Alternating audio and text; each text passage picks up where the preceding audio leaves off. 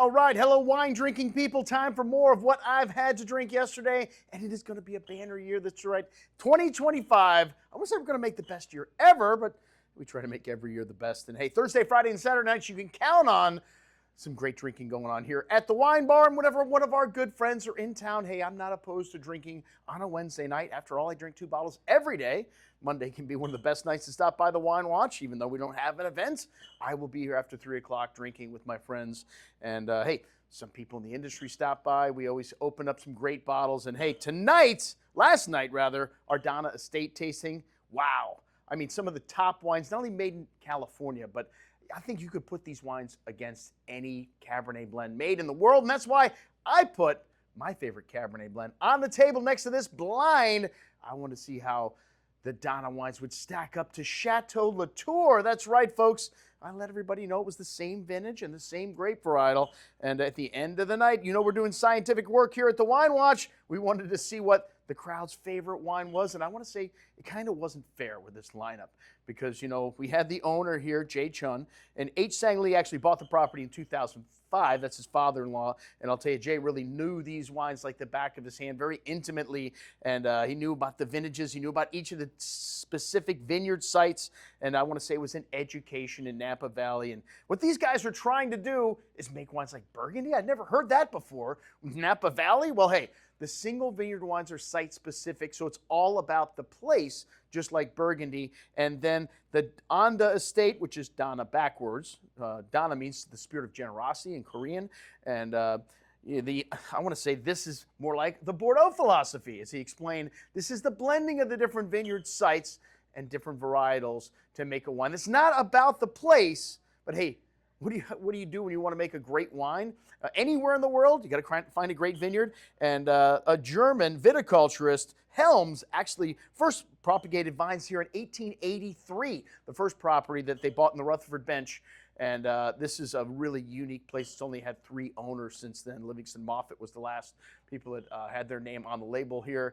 And then Donna in 2005. And from day one, Mr. Lee set his sights on making a world-class wine. I remember visiting them in 2009 and I got to taste the 2007s. Hey, 2007 Lotus was their first 100-point wine just a few years after they took over. And the vineyard site was special. And then they got the great Philippe Melka to help consult making the wines. And he's still there to this day. That's one of the things that helps give consistency to a wine. I want to say you have the same winemaker or the same consulting winemaker in charge.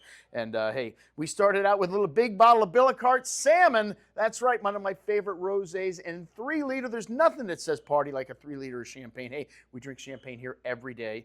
And I want to say I get in 2 bottles, but we always start with champagne. And then we had a lonely white wine, yes. So the Donna Estate makes a Sauvignon Blanc, which you don't see this wine in the market. They make a tiny amount of it. I think it sells for like $500 to $700. I mean, I looked it up on Wine Searcher. Nobody had it. And the last price listed was $300. But wow, what a unique style of Sauvignon Blanc. I don't want to say it's like a white Bordeaux because there's no Semillon in it. It's 100% Sauvignon Blanc. And just exotic ripe fruit, melons, figs, and some tropical notes in here as well. This wine went beautifully with the mahi tacos, with the mangoes, salsa mango and mint salsa. Really rich and creamy on the tongue. I want to say a Sauvignon Blanc that'll last 10 or 20 years, but at least it's very fresh. Got a great backbone of acidity here and a long finish. And hey, you know what? At the end of the night, we always ask you what your favorite wine is. I knew the white wine wasn't going to win. Well, I don't say it wasn't fair because the first 3 reds were a different philosophy behind how they're made, and then the single vineyard wines. So you know what? We gave everybody 2 votes.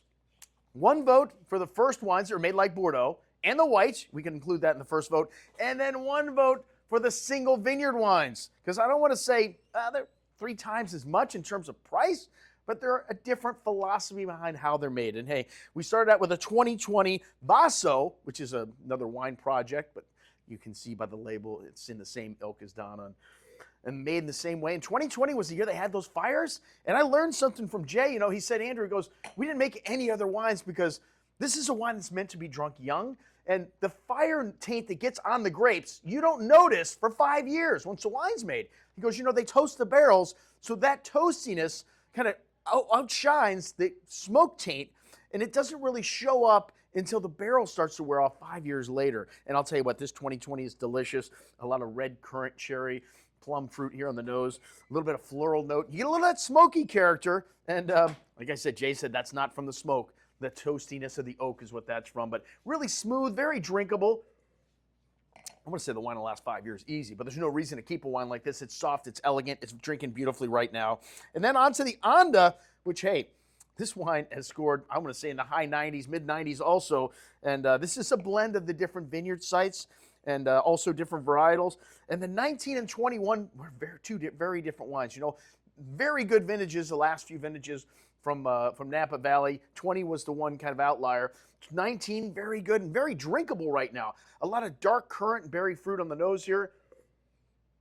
Some toasty oak spice, but the tannins, very ripe, very succulent, and very drinkable, even though I want to say this wine is going to get better with a couple years. I always say Cabernet gets really interesting after 10 years. It's too bad we didn't have anything 10 years old. But hey, you know what, the Wine Watch, we're going to open up the oldest thing we have. And the 2021's out of sight. I love this vintage. It's got some aggressive tannins still in it. And I want to say, of the three first wines, it was clear to me the white wine was the best wine. No, you don't bring a knife to a gunfight.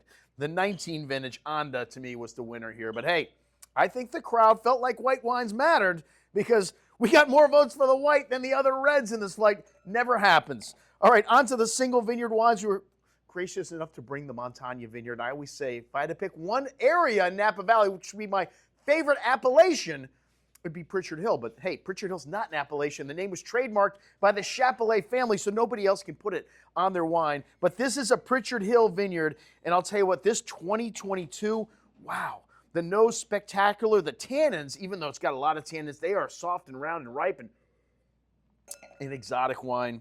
I want to say, hands down, the best of all the single vineyard wines, of the young wines, because the 2021's still very aggressive. The Hershey, this is a Howell Mountain vineyard, and all these wines are under 500 case production here. And Howell Mountain wines need a lot of time. This wine's still very big, very aggressive, a lot of dark berry fruit, some graphite, baking spices, and a long finish. It's the one wine that didn't get any votes, though. I don't get it, because I really like that a lot. The Hershey was great. The Helms, this is that original vineyard that they bought, and it's been around since 1883. And it's got that classic Rutherford bench note, a little Rutherford dust on there, some tobacco spice, and you know, very nice. I want to say, you know, the Helms got 4 votes for first, and you know, of all the single vineyard wines, I want to say definitely a contender. But the Lotus vineyard, which is a 1,200-foot elevation vineyard in the Vaca mountain range, and it's the warmest of all the sites. This is the one they got 100 points for in 2007. And I'll tell you what, the 2021 exotic, it just seemed to have more complexity on the nose, and a longer finish, and yeah, of the single vineyards, I'll say the Montagna was my favorite, but the other 3, the Lotus definitely won. And the 17 Lotus, the oldest wine that we had from them, I want to say next to the 17 Chateau Latour, very impressive. I think I proved my point that I wanted to make tonight, that these Donna wines, the single vineyards, are as good as any Bordeaux blend made anywhere in the world. Even the great Chateau Latour only got 1 vote for first next to all these single vineyard wines from Donna. But the winners tonight, the Sauvignon Blanc and the Montagna Vineyard 2022. And that is what I had to drink last night at our Donna Estates Napa Valley wine tasting. I'm your host, Andrew Lampasoni, signing off for the Wine Watch, saying remember, always drink the good stuff first.